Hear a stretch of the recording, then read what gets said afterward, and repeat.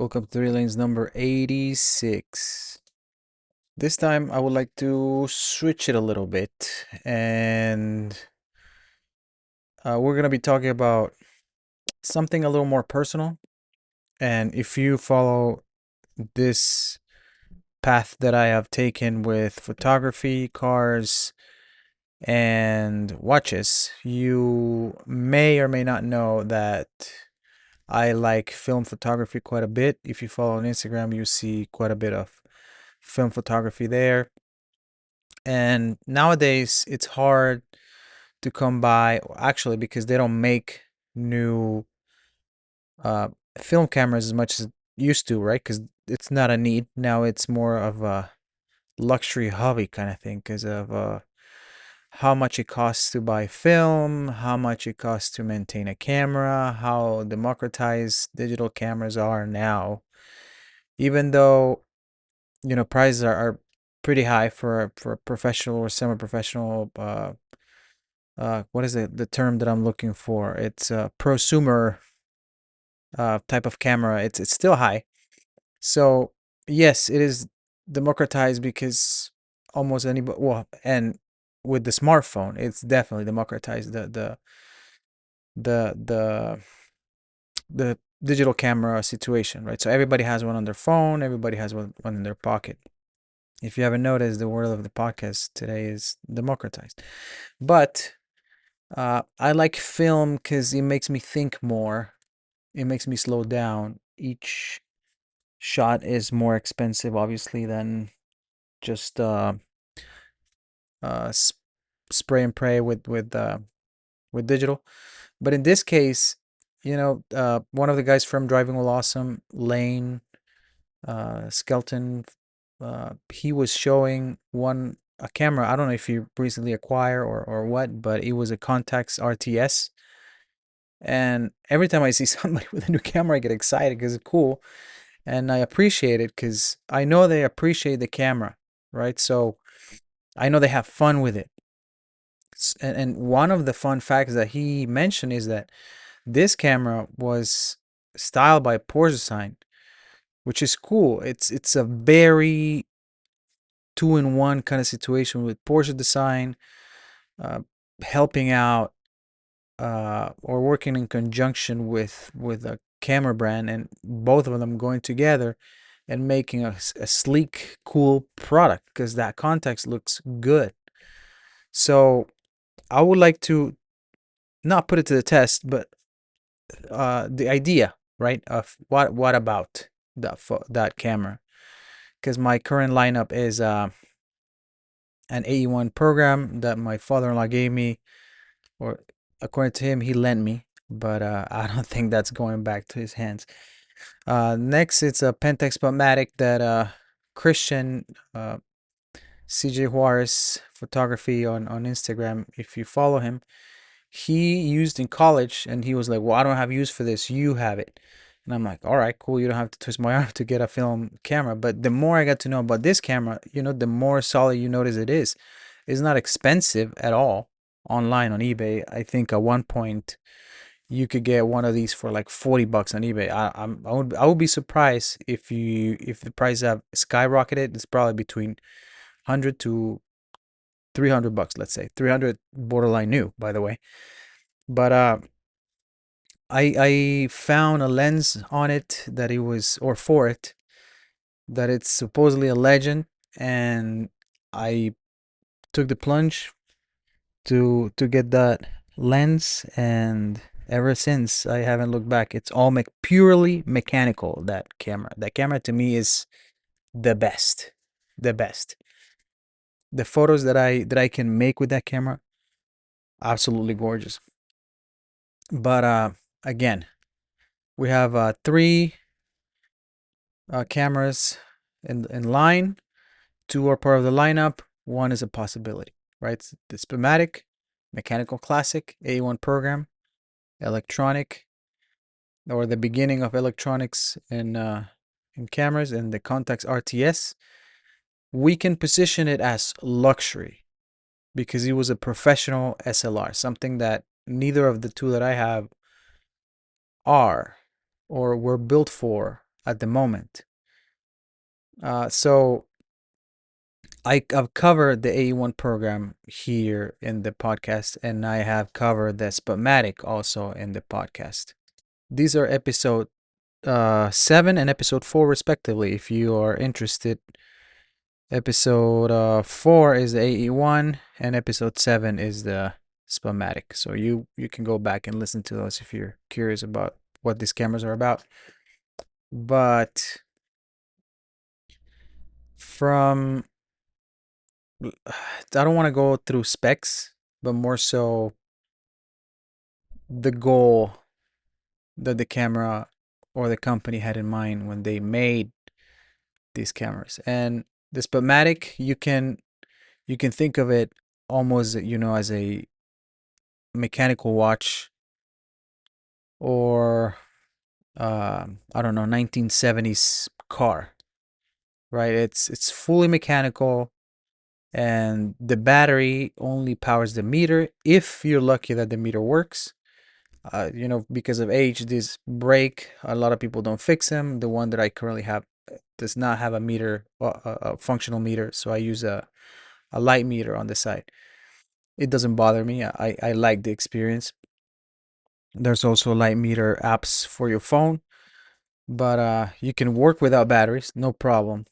It's extremely repairable, since it's fully mechanical, no electronics are there. The AE-1 program, on the other hand, it's almost everything is electronic. Without batteries, you don't have a shutter or you don't have exposure. So that is a caveat on the AE-1 program. And the Contax RTS is, there's electronics there, but they were designed for professional reliability because a pro camera, and the shutter is electronically controlled and extremely accurate. So that's the definition of the three cameras, right? So two technically consumer and one professional. The viewfinder on the RTS, I've seen that it's the best and the brightest on an SLR, and the manual focusing on that camera is supposed to be beautiful with those size lenses that you can attach to it. Uh, the metering, actually, for viewfinder, the Spotmatic would be in second place, and last place would be the AE-1 program. Not that I paid a lot of attention on the viewfinder. It doesn't bother me, honestly, on the Spotmatic or the AE-1 program. The AE-1 program ranking last, but if it doesn't bother me on the AE-1 program, I don't think, I don't think that will be an issue. And even then, the RTS is better, so no issues there. Metering, we have the Spotmatic. Mine doesn't work, so I will disqualify it right away. The AE-1 program, it has an open aperture TTL metering. It works in program mode, shutter priority mode, and it's really, really easy to use. It shows the lights on the viewfinder, red if you're not in proper metering, or green if you are set to go. The RTS, it's center weight TTL metering, so it's very accurate, and it's designed for professionals. So if it works, it's probably very, very accurate. Here's the hairy situation and the lens systems. I think this is the make or break situation besides the electronics on the body. The lens systems on the Pentax is the M42 mount. So you have the Super Takumar, some size that you could put there, some Meyer, some Soviet lenses that some people swear by, and other many vintage options that you may have. So it's a great ecosystem to be in. Sorry. The AE-1 program has the FD. That's the mount. It has excellent optics, huge selection, and you can find them for a great value. For the Contax, we have the size lineup. That should be enough for you to say yes. That's probably one of the best, because size also has reputation working with Leica and all that stuff.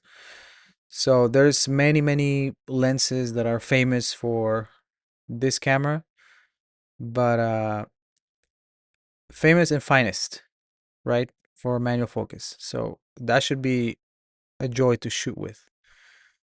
The shooting experience, I think for this Spotmatic, it might be the slowest because I have to meter independently than from the not directly with the camera. So that's one extra step that I have to do. So technically it's a slower shooting process.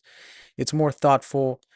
It is, I guess we could call it tactile for lack of better words.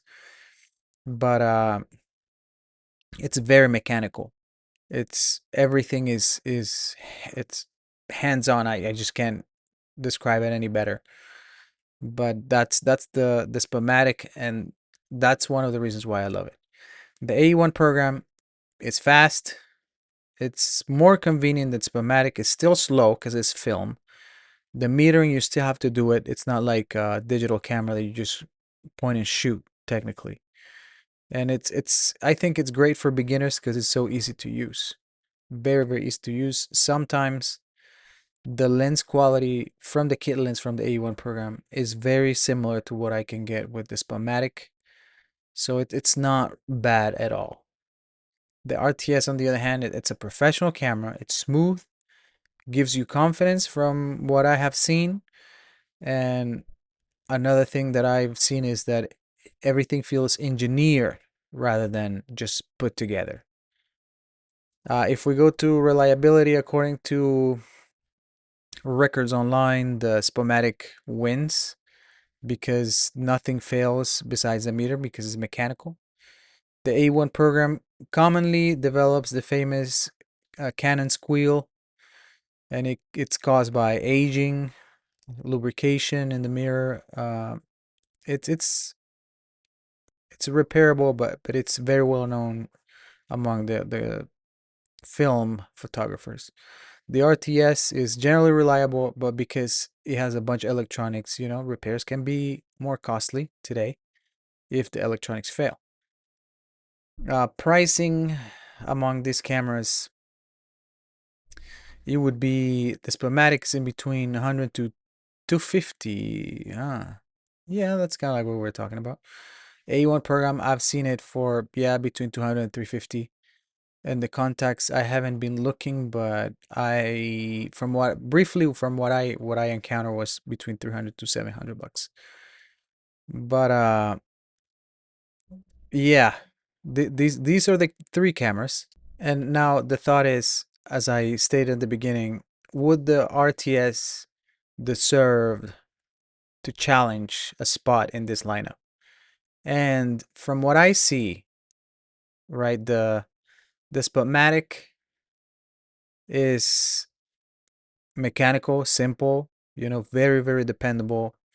The A1 program is convenient, and at its time, it was making photography accessible for everybody. Now the RTS is probably one of the best manual focus experience that you could get for a film camera. Now, does the size system offer something fundamentally, or would offer me something different? And I think yes, the size ecosystem would be something that I would like to experience eventually. The more I shoot, the more I notice that glass is a very important part of your photos, especially in film. It's not so much the body, but more so the lenses. The lenses make or break the cameras in this specific medium. It is more a luxurious camera than anything else I have. Would it have a unique role? I don't think so. Would I be able to just choose that one over everything? It would depend. I would have to shoot it. I would have to shoot with it. But if I had to choose only one, uh, I think the RTS would be a good challenger. But one analogy that I wanted to make before I think about covering anything else, it's a comparison that I think is very interesting. The Spotmatic could be like a classic Land Cruiser, or I don't know, stretching it, early 911, maybe 240Z. But durable, mechanical, repairable. The AE-1 program, it's more so like a Honda Civic. I thought this was interesting and funny. It's mass market engineering, uh, done well, but still mass market, right? So Honda Civic, nothing wrong with classic Honda Civics. At the time, they were abundant. Now they're becoming classics. The same thing happened with the AE-1 program. The RTS, could we call it Mercedes W124? I wouldn't say why not, right? That's a fair comparison. Maybe like um, a little further than that, going to 500E, a Hammer. That would be cool. Cool comparison. But yeah, I think luxury on the RTS is something that it's appealing. What I would choose if I had the choice, something like the Contax RTS, but less electronic and more mechanical. So to me, I wouldn't be against trying it out, but to me, if I could get something that gets me into the size platform with the reliability of a Spotmatic, that is the sweet spot. And I think that's what I would be looking for. I don't know. I thought this was an interesting comparison, kind of like deviating a little bit from the usual topics that I cover. Still analyzing product, doing analogies and all that stuff about products and how the industry works. You know, some of these cameras I've already covered. I haven't covered the Contax RTS. I could cover it in the future. I don't see why not. But here's where I would leave it. Would I buy an RTS in the near future? I don't know. I need to do a little more research, but I think I think it's a good camera, and props to Lane to bring it up uh to light for me, and at least just seeing it in his Instagram stories, I can see something else, something new that I have not considered. Well, these again, here's where I'll leave it. Thank you so much for your time. I appreciate it. I will see you next time.